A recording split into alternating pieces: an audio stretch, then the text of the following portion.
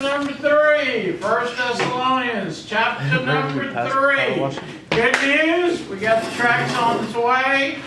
As soon as the tracks get here, we will get the stamper. When we get the stamper, we'll start door knocking. Amen. George, I would like to door knock every night.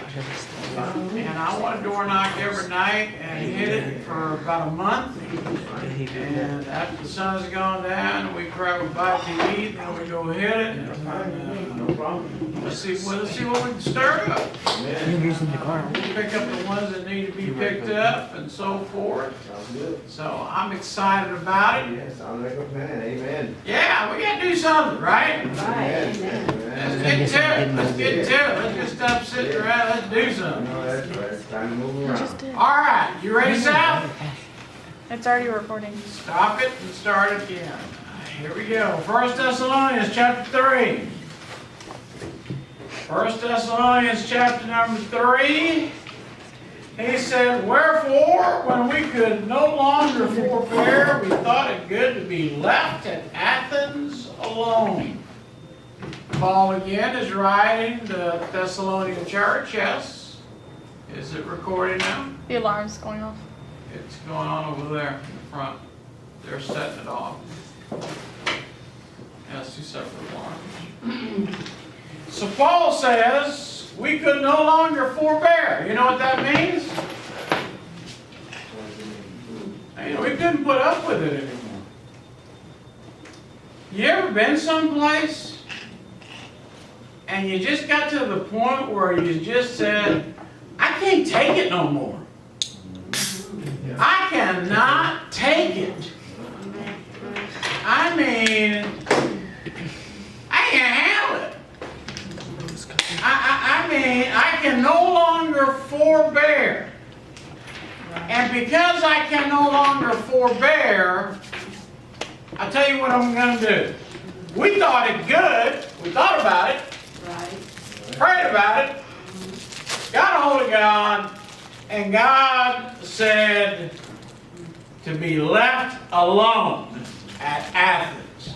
You know, there's a time of separation. Sometimes you got to get away from everybody. Right.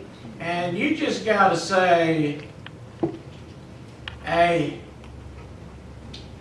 you believe you're right. I believe I'm right. A good example in the Bible would be Paul and Barnabas. Paul wanted not to take the young man, Barnabas's young man, to go with him because John Luke had left him. John Luke was, to me and you, George, would be the guy that carries all the bags. Right. To make sure that the old man got upstairs, took his medicine, made sure he got rest. He looked after him. But during the road, John Luke, he got homesick. And said, you know what? I miss my mommy. I miss my daddy. I miss my bed. I want to go home. So he went home. So now they're going to go on another journey. Paul, Barnabas, good friends, best of friends, love each other. The problem is they got an argument. One says, we need to take John Luke, because I mean he's a young man, he needs training. And the old preacher man, Paul, said, no way. He dropped us in the grease last time. I don't want to take him. You say, who was right? I don't think either one of them was right. I think they should have prayed about it. Paul continued, and his life story continued in the ministry. So we know he wrote most of the Bible. But at the same time, when it got toward the end, he asked for, guess who he asked for? This young man. He said, send him over. He's profitable to me. So there's times you got to be left alone. Amen. I'm sorry, we just can't agree. And when you can't agree, even though you're the best of friends, And that's why people, when they go to court, one says, I'm right, and the other one says, no, I'm right. And the judge has to stand there and tell them which one's right. Right. And so they finally decided, you know what? Forget about all this going to court. Forget about all this bickering and fighting. Let's just leave them alone. Let's just stay alone for a while. And sometimes you're going to have to realize this. There's times you're just going to have to be alone. You say, will people understand you? No. Mean old preacher. Why didn't he take that boy?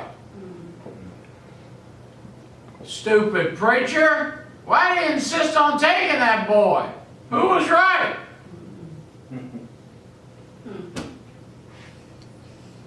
I guess it depends on who you was your best friend. Have you ever noticed people don't go by the truth and pick who is actually telling the truth, but they pick on who's my friend? So it's best to do what? Leave them alone. Leave them alone. Let God straighten it all out. Hey, it's too late. We tried. We could no longer forbear. We couldn't put up with them anymore. We just could not put up with them. We hated their attitude. They hated our attitude. We hated their attitude. We thought we was right. They thought they was right. We just had enough. Right. And we just finally made the best decision that we could, which was, I'm going to leave them alone. I'm going to leave them alone. And so Paul left them alone. But he did send a couple of men.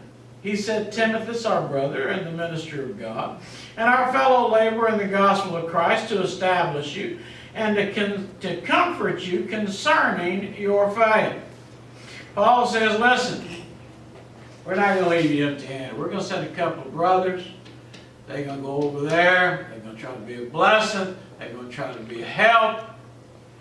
And Paul says, I'm going to do that. I'm going to send somebody to help. Did you know you need help? Young people, pay attention. Old people may seem like they know nothing, but they have been around the block more than you. Amen. Amen. And you can actually learn something if you'll pay attention. Amen. Amen. That no man should be moved by these afflictions. What has happened? Afflictions. Why? Because everybody's taking sides. They can no longer forbear. Everybody has to pick a side. Am I on their side? Am I on his side? Whose side am I on? Right. So he said, you know what? I don't want anybody to be moved away from Christ and stop following Jesus Christ. So he said, I sent a couple men to let them know, don't quit, even though you're going through these afflictions. I mean, there you are sitting in church, and you're going, I think Barnabas was right. And the other side of the church goes, I think Paul was right. You know what? You don't quit church just because two people can't get together. You keep on following the Lord. Amen. He ain't wrong. You know, man will make mistakes. Right. Every man makes mistakes. Amen. You know what you do? Keep on doing. Keep on following the Lord. For yourselves know that we were appointed thereunto. Paul says, you know, God chose me to do this. I didn't pick this job. You think I want to do this job? I didn't pick this job. Where's the money? Ain't no money. Where's the fame? Ain't no fame. Where's the glory? I don't see people out there wanting my autograph. No. He said I was appointed. I was appointed by God to do this job. Did you know if you do anything for God, there are several kinds of Christians. One is the one that says, I just can't believe you can't do anything for God. And the other one goes, it must have been you. You must have did it because, I just don't believe all this. You can't, either way you're going to lose. People will criticize you. But you might as well figure this one out now. George, you might as well write this one down. All right? You're going to get criticized if you come to church. You're going to get criticized if you stop going to church. It really don't make a difference. They're going to criticize you anyway. Right. You know what you better do? Better keep on going to church. Amen. Better go on and keep listening to the truth. Amen. Amen. Amen. For verily when we were with you, we told you before that we should suffer tribulation. What did Paul say? Hey, when we was with you, what did we tell you was going to happen? Trouble was going to come our way. Right. Amen. Oh, guess what happens? Trouble comes. Amen. It comes. Amen. Sometimes it comes mentally. You're depressed. Sometimes it comes physically. You're hurt. Sometimes it comes spiritually. Where's God? And sometimes, this is the worst one, is when the brethren are against you. Now, when the brethren are against you, oh man, you've done a mortal sin. You have shot down one of their golden idols. And now you've knocked down their golden idol and they are upset. How dare you tell me the emperor has no clothes? I don't want to know that. Paul says trouble's coming. Why? Because I'm going to preach the truth. I'm going to tell the truth.